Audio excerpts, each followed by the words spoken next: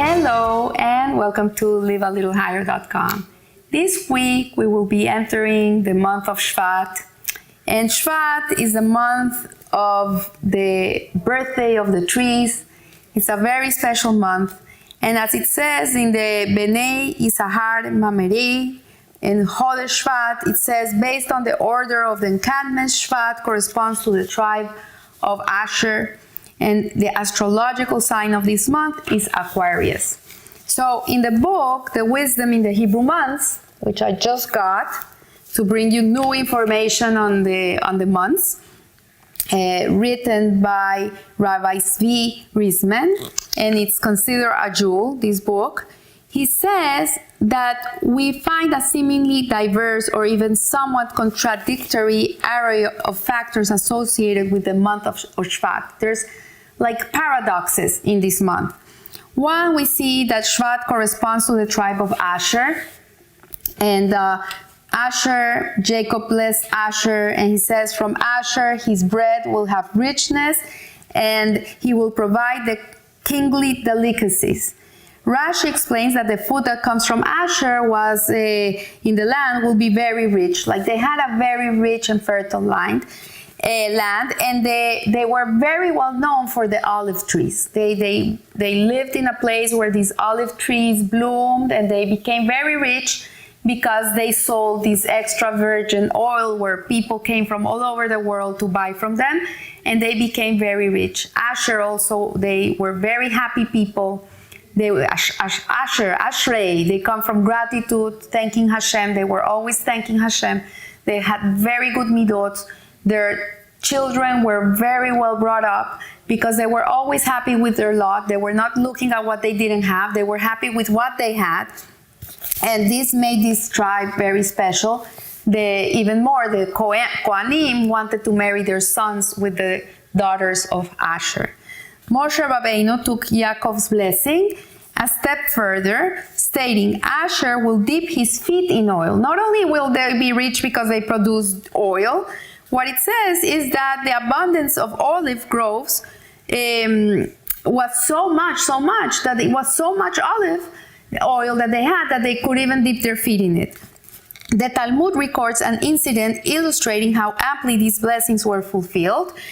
Asher's land was so full of olives that one member of the tribe was able to provide an astounding amount of oil to one purchaser. So the constellation that functions in this month is the constellation of Aquarius, which is in Hebrew it's called Deli. Literally it means bucket. And it's generally used to draw water. Well, you know, a bucket is used to draw water. And we see that from the well, as the constellation name implies, aqua is water in Latin. And in English, the constellation is called water carrier. These two factors are somewhat contradictory because, you know, water and oil don't mix. Water tends to be free, like a free liquid. It trickles down, and you see that when you mix oil and water, the oil will also rise up and be on top of the water. So here we see that there's these two contradictory characteristics of the month. We're gonna come to understand what they mean. And there's a historic event associated with this month of Shvat. And it says that Rosh Chodesh Shevat was a seminal date in Jewish history. I just learned this, I didn't know. It says, the Torah tells us that on that day, 5 weeks before his death, Moshe gathered the Jewish people for his final teaching. So we know it was on the 40th year, in the 11th month, on the 1st of the month, that Moshe began explaining this Torah. And the Hasidic masters consider Rosh Chodesh Shevat to be a time of Matan Torah. So it's the month, the energy of the month is as powerful as the month of Matan Torah, which is the month of it's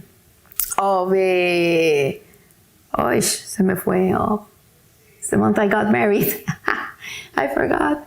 Sivan. So it's as powerful as the month of Sivan, the energy contained in this month.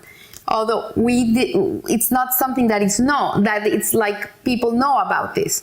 So we see that Matan Torah was tantamount to the day that the Torah was given at Mount Sinai, was the day that the Torah was given.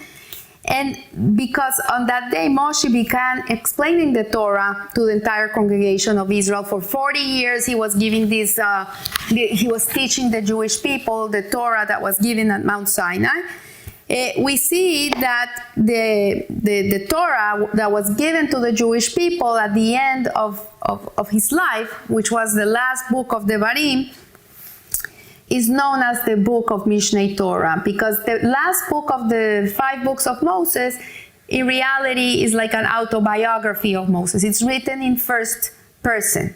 It's the same Torah, it's the same laws, it's the same, he's like repeating everything that Hashem gave us in the first 4 books, but he's talking in first person.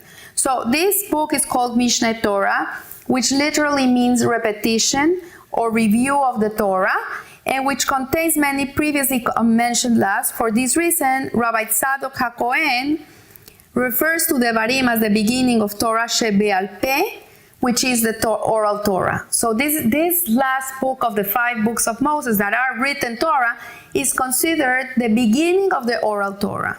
So since the well springs of Torah begin to flow on Rosh Chodesh Shevat, when Moshe began teaching the Mishneh Torah, the ability to reach for great depths of understanding of Torah are contained in the month of Shvat. This is a month in which the energy is very auspicious to learn Torah and to be able to contain the knowledge that you acquire. So the more Torah you learn this month, the better it is. So Moshe's gift of Torah Shebe'al Peh, the oral Torah, had an aspect of historic significance. Rashi cites a midrash that while teaching Sefer Devarim, Moshe explained the Torah to the Jewish people in all 70 languages. He gave it in all 70 languages so everybody could understand it, not only the Jewish people, but all the 70 nations. And we find here that Hassal, our sages, react unfavorably to another attempt to translate the Torah. They're not happy about this. When King Ptolemy ordered the sages to translate the Torah into Greek, the world went dark for 3 days. So we know that when the first temple was destroyed, the Greeks made the sages subsequently made them translate the Torah so people could understand it, people that were not Jewish. I think it's in the second temple, the Greeks. So why was Moshe's translation of the Torah considered positive while that of the sages was negative? So let's understand what this means. So Rabbi Tzvi Elimelech Spira, he was a 19th century very holy rabbi known as the Bnei Issachar. He teaches us that Aquarius, the month of Aquarius, is associated not only with the month of Shvat, but that is also the constellation of the whole Jewish people. This is the constellation of Klal Israel. And he says that Hassal teach that Eliezer, Abraham Avinu's servant, was very, very loyal to Abraham Avinu. He drew from his master's Torah and served it to others. So even though he was not Jewish, he lived a Jewish life. He lived with the 7 Noahide laws, and he spread Judaism wherever he went, the moral and the values of the Jews. So a loyal servant like Eliezer does not choose his own course in life. He fulfills his master's will faithfully and obediently, like water bucket that exists solely to serve its owner. Eliezer drew Abraham's teachings and conveyed them to the world at large. So this is an analogy that just as a bucket is used to draw water from a well and it's used to distribute it, similarly to the constellation of Aquarius daily, the Jewish people also don't chart their own course. We're also servants of Hashem. So our job in life is to draw the water which represents Torah, to draw water from the well springs of Torah. And our purpose, the whole purpose of the Jewish people, is to be a vessel that loyally serves God of the Torah. So our job as Jewish people is to draw the Torah, to draw the water, the knowledge of Hashem, the wisdom of Hashem, and spread it to the world and serve it to the world. So we see here that Bnei Issachar goes on to explain the correspondence between Shvat, water, and Asher, who is oil. He represents oil. And oil is connected to wisdom. So as we know, in Hanukkah, when we light the menorah, the oil that is contained in the menorah, it represents wisdom. So Shvat is governed by Deli, Aquarius, the constellation of the Jewish people. In order to serve as a vessel for the Torah, we must be able to understand its wisdom. Like, if we learn Torah but we don't understand the wisdom of the Torah, how can we serve it to the world? So this is why this month of Shvat, the month of a second giving of the law, is associated with the tribe of Asher, which is a tribe that was blessed in abundance with oil, which is associated with wisdom. So Torah and wisdom do not necessarily go hand in hand. As it says, if someone tells you that there is wisdom amongst the nations, believe him. But if he tells you that there is Torah amongst the nations, do not believe him. So not necessarily a person that has wisdom has Torah. But a person that has Torah for sure has wisdom. So nevertheless, we obviously need wisdom to succeed in Torah. Hazal teach that one who sees olive oil in a dream can expect to experience Meor HaTorah, the light of the Torah.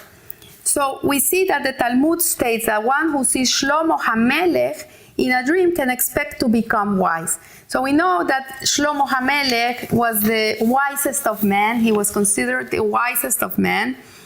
And he used his wisdoms to study everything that happened in the world. He knew about everything, Jewish, non-Jewish, secular, and Jewish, everything. But despite his wisdom, however, his success in Torah was not a given. The Talmud tells us that when Shlomo instituted the concept of Eruvim is the eruv that we put on Shabbos, that we put this eruv so you can carry in public places, and Netilat Yadayim. Netilat Yadayim is the prayer we do, the washing of the hands before eating bread. So King Shlomo instituted these two mitzvahs. When he did this, a heavenly voice rang out saying, "My child, when your heart becomes wise, then my heart too will rejoice." So what it's saying is that yes, King Shlomo learned everything that he could learn because he loved learning, but nevertheless he had wisdom because he had Torah. So the Kotzner Rebbe explains that the word eruv means mixed together or combine two or more things. Netilat Yadayim, the washing of the hands before eating bread. On the other hand, when you wash your hands, you get rid of tumah, of spiritual impurity. On the surface, these two concepts would seem to be contradictory, but they're not. As you know, eruvim is that you mix things together, and netilat yadayim, you're getting rid of things. So how can you connect the two of them? So it says here that a successful life must maintain a balance between extroversion and introversion. The secret is of a wise person, like Shlomo HaMelech, that he realized that a person needs both. A person cannot be completely separated from the world, but he cannot also be completely immersed in the world. What he says is that for a person to be successful, and the message for this month that I want to convey is that a truly wise person must recognize the importance of having both properties of water and oil. Mingling with ordinary people, being nice to everybody, but making sure that keep away from bad influences, to keep away from things that can bring him down. So it's clear from Moshe's blessing that Asher possessed both of these qualities. On one hand, Asher shall be pleasing to his brothers, just as water, this is in Devarim, represented by the water bucket of Chodesh Shevat. He mixes with other substances. Asher mingles freely with his brethren. He's friendly with everybody. People came from all over the world to buy olive oil from them. But at the same time, Asher also has the property of oil, which is he was able to maintain himself spiritual stature. He was able to maintain his spiritual stature regardless of the nature of the people that he encountered. So he was able to separate both. Like, I won't do anything that will harm my soul, that will put my neshama in jeopardy. This is the aspect of oil, that we can separate ourselves from any bad influence. But at the same time, we have to be able to also be part of the world. So I want to leave you here, wish you a beautiful new month of Shvat. Should be supercharged with good things, with blessings, and all the good that God can bring you. So remember, live a little higher. Thank you.